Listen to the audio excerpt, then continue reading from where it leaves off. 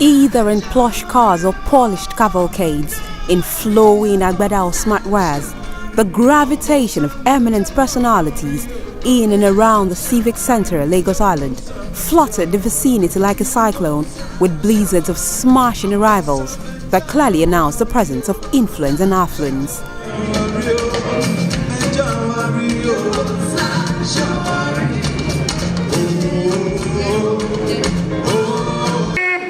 Although heavens are set to blaze forth at the death of princes, but this time around, heavens and earth practically blaze forth at the memory of the legend who left earth and remains the object of celebrations 4 years after. That is Chief Dr. Olusegun Agagu, former governor of Ondo State, whose third memorial lecture attracted the presence of the high and mighty in the society on Tuesday, September 13, 2016. Basking, lounging and chatting away the cocktail hour that preceded the actual event, vivacious guests and old associates got themselves immersed in the pool of pleasure with glass of drinks as they recollected and remarked the old memories of late Dr. Agagu. The expansive hall was soon besieged by hordes of great Nigerians, all transacting pleasantries and camaraderie as they waited patiently for the most anticipated moment of erudition set to trickle down from the stables of intellectual giants.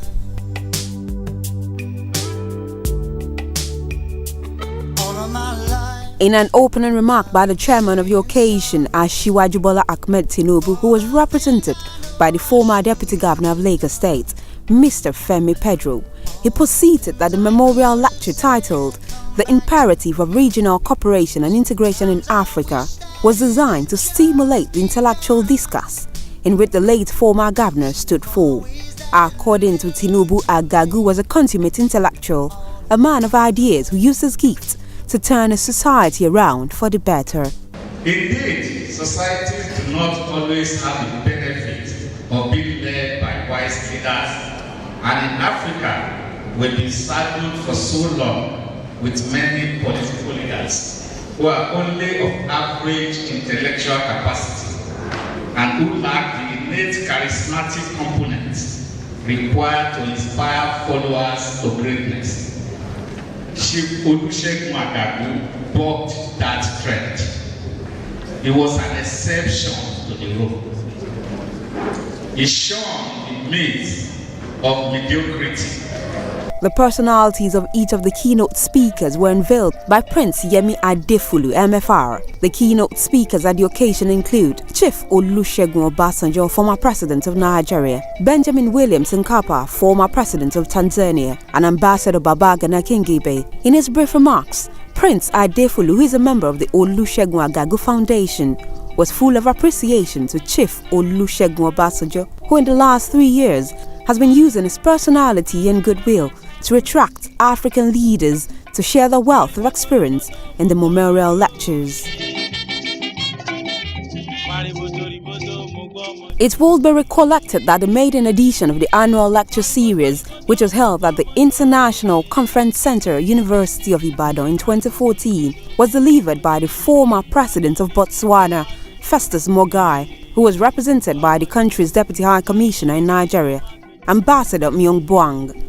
In 2015, Adam Kajo, former Prime Minister of Togo, who was represented by Cornelius Adam, former Minister of Communication in Togo, was on ground to do justice to the lecture series, while the 2016 edition of the memorial lecture was profoundly dealt with by a seasoned journalist, diplomat, administrator, politician, and the third elected president of the United Republic of Tanzania, Mr. Benjamin Williams Nkapa, with the title "The Imperative of Regional Cooperation and Integration in Africa." Nkapa also traced the genesis of regional integration back to the activities of colonial masters in Africa, giving copious reasons why it is necessary for African countries to cooperate and integrate in all fronts. The imperatives of cooperation and integration in Africa. It is necessary to go back to the history of the continent. its colonization. It began with the slave trade in both West and East Africa. Our forefathers fought valiantly against the slave traders, but they had to succumb to superior arms of the invaders. Independence brought into great relief the challenge of nation building, of uniting more firmly the diverse groups in the states and embracing a national vision. In his goodwill message, Chief Olusegun Agagu described the late Agagu as a good minister and governor who would remain an epitome of success, even in death. When he decided he wanted to be a governor, he decided to contest. I tried to persuade him not. I failed. Now, of course, I know when I could fail. He was a dark good minister and a dark good governor. We believed in what he believed, and he did what he believed to the best of himself. This fact was succinctly buttressed by Ambassador Babagana Kingibe in his keynote address. His fiscal discipline, his principles, and his diligence were in no small measure key aspects of his leadership and mechanisms by which he drove his mission to transform London. His legacy bears testimony to his capacity to craft a vision in the face of obstacles and speaks volumes to his qualities as a leader with the political and will to enact positive change. Awards were later presented to the keynote speakers at the event.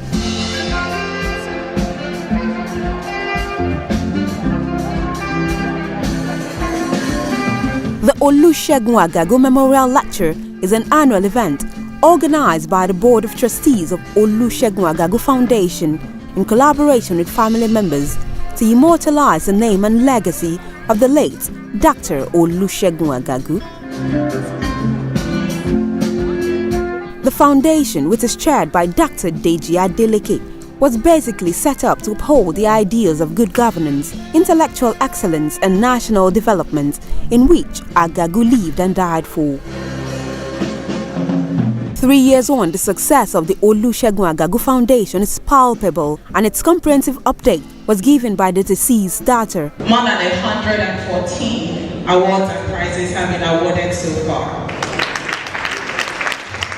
And 18 more will be awarded before the end of 2016. Besides all of this, we have future initiatives. We want to expand university award programs.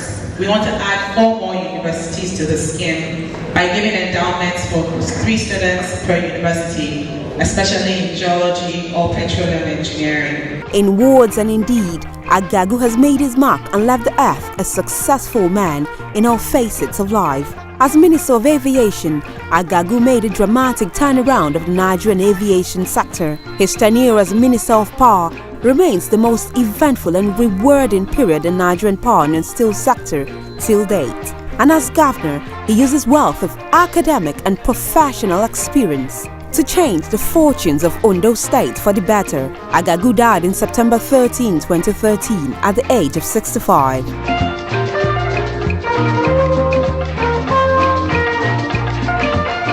Some of the eminent Nigerians at the occasion and members of his immediate families spoke on several qualities the late Dr. Olusegun Agagu will continue to be remembered for. His tenacity for hard work, his concern for the poor and downtrodden members of the society.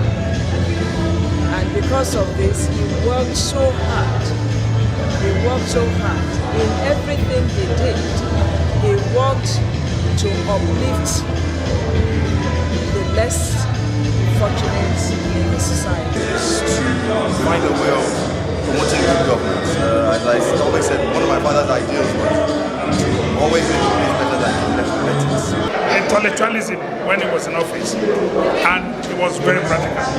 And on those State today, for me to miss him, including others, I mean, one of the persons that left a legacy of good governance. From the Red Carpet TV crew, we congratulate the family and members of the Olusegun Agagu Foundation on the success of the third memorial lecture of the late icon.